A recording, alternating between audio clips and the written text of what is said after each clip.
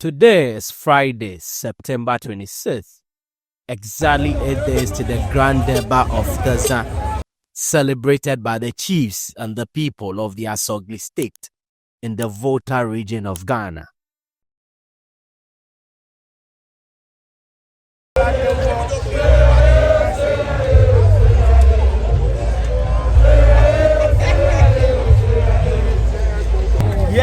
Yes, Ghana is beautiful, and today we are reporting right from Ho, the capital town of the Volta region. We are just standing right across the whole market where Teyruyru is happening. Let me tell you about Teza.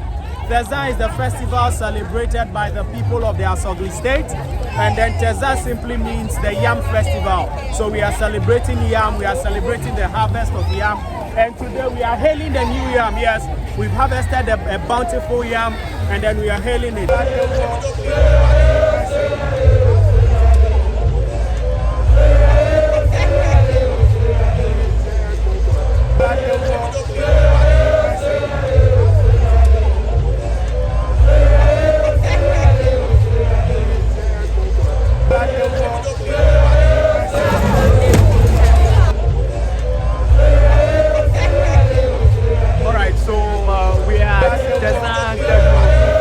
Which is one of the most anticipated events on the Teza calendar, which is exactly 1 week to the Grand Durbar. The Grand Durbar is on a Saturday, and there's a Friday before the Grand Durbar. It's a week away. So we just want to know, what is Teza? Good. So if you want to understand the historical antecedent to this festival, we will say that famine was the main occupation that our forebears brought when they settled here. And so this festival is basically a harvesting of yam. And so today is an important element in the festival calendar as we are trying to hail new yam. We are hailing the new yam, or what we call in every Teyruyru. That is Teyruyru. So that's what we are hailing the new yam. Alright, so we are hailing the new yam. I see a lot of yams, but I'm just seeing 2 fingers of yam. Yes, this is just a symbolic element on the ritual. We don't need so much of the yam to be displayed to the public. But traditionally and within the culture of the people, this is more than significant, because we have brought the new yams up to show to the public that yes, our ancestors, our deities have been very useful to us. People as well have made us harvest. You can see the 2 yam, which is just signaling that yes, a yam are ready to feast on. Even with that, we cannot feast on it until the major ritual, which is the performed tomorrow, known as Jawu, feeding the ancestor a deity. That will be conducted today, tomorrow, first thing tomorrow morning. That is on the Saturday. Exactly a week to the Grand Durbar. Yes, that is when the deities and the ancestors will be fed. Once that is done, then the community is now allowed to feast on the new yam. So without this particular ritual and what will be happening tomorrow, nobody can feast on the new yam. So the symbolic element of this is to showcase to the public that yes, our yams are ready to be feasted on. So we have to showcase it to the public so that they also know that yes, our farmers have done a good job to sustain the livelihood of the residents of the community. Teyruyru, which simply means hailing of the new yam, dates back generation to the early settlers of Asogli, who were predominantly farmers who once survived a devastating famine. This festival is not just a ritual, it is a celebration of victory, a celebration of gratitude and the resilience of a people.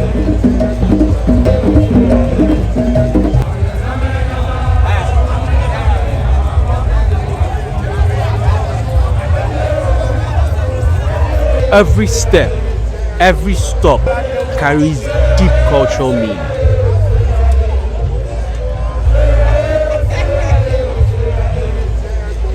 Alright, so about the procession, with the walk, there is a first line of people. Each leg, there is women carrying the thing of it.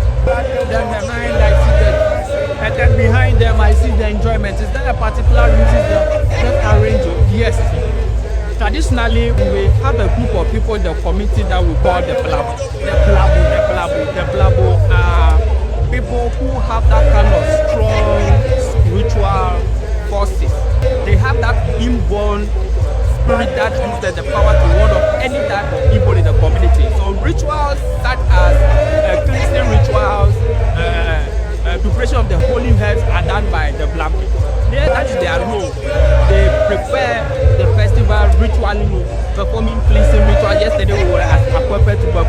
we call the Nubabla or the Apebabla ritual. That was where you saw the blabo of the various divisional towns who gathered at Apeba yesterday to prepare the holy herbs that were spread across the various communities. These herbs are supposed to ward off every evil forces that will be trying to attack or to find that kind of framework where the festival will not be properly celebrated. So that was not yesterday. It is the responsibility of the Blabo to perform that. Then they are supported by the Asafo. So behind us are the Asafo. So the Blabo come after the Asafo, the Blabo, and then the Afeka Apula. Those are the Gongon beaters. Those Gongon that you see, they are very significant. Anytime they play them, it is never me. It is yes to any prayer that is offered. More like an amen, amen in a traditional setting.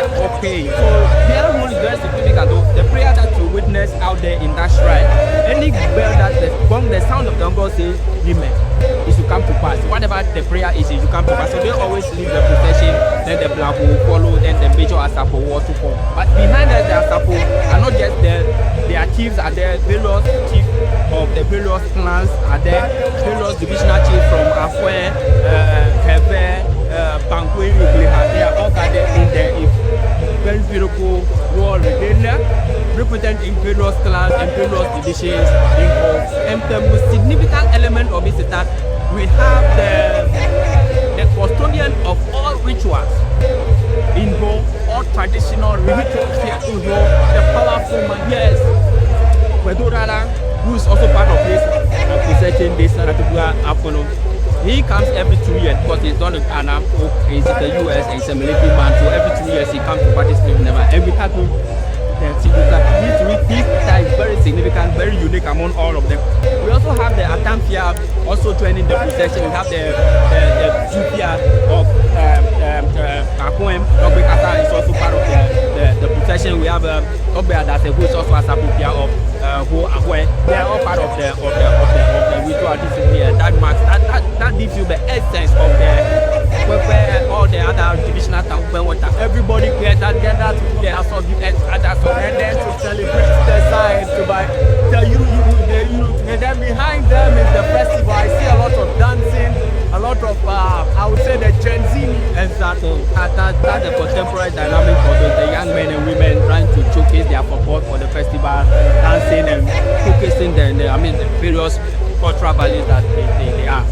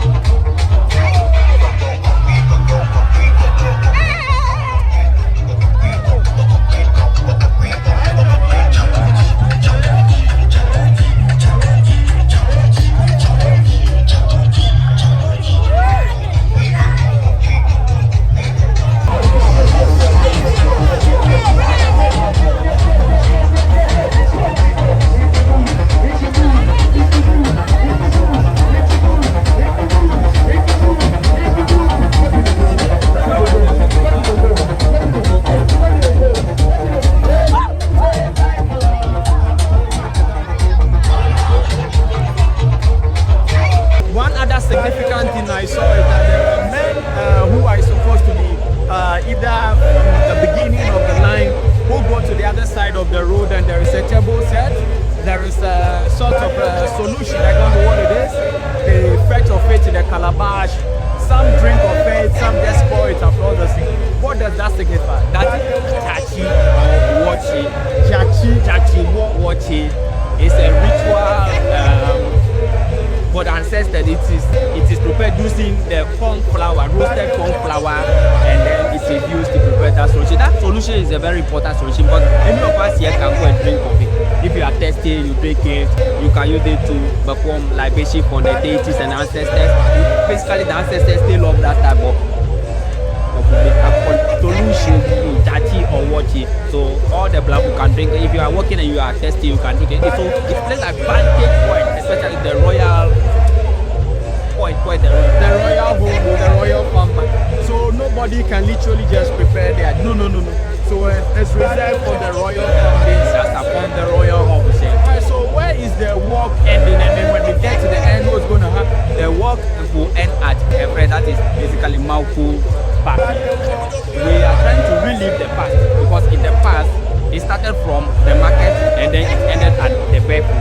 signifying a walk through all the 5 divisions of Pum. So we are entering Tumbe territory very soon. They'll walk through and enter Gliha. Gliha is just up here behind the filling station. Gliha through to KK House. We'll walk through that place, on to Akwe, and then enter Hebe. So all the 5 divisions will experience the walk. After nearly 3 hours of walking, chanting, drumming and celebration, the procession finally arrived at the Mawuko Park. Here, the traditional leaders perform the final rite to officially bring Teyruyru to an end.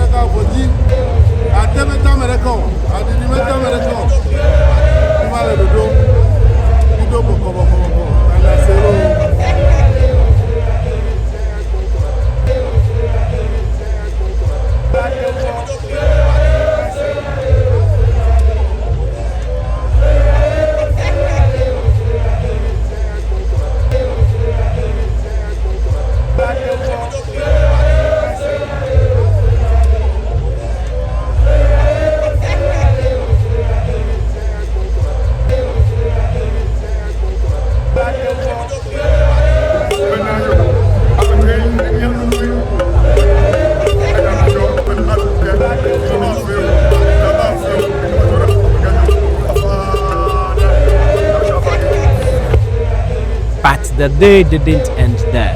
The fun continued, the drumming continued, the dancing continued until the break of dawn. Because in Asogli, tradition is not remembered, it is lived. This is Ghana, this is Teyruyru, and don't forget to subscribe, share, comment and like. Thank you for watching.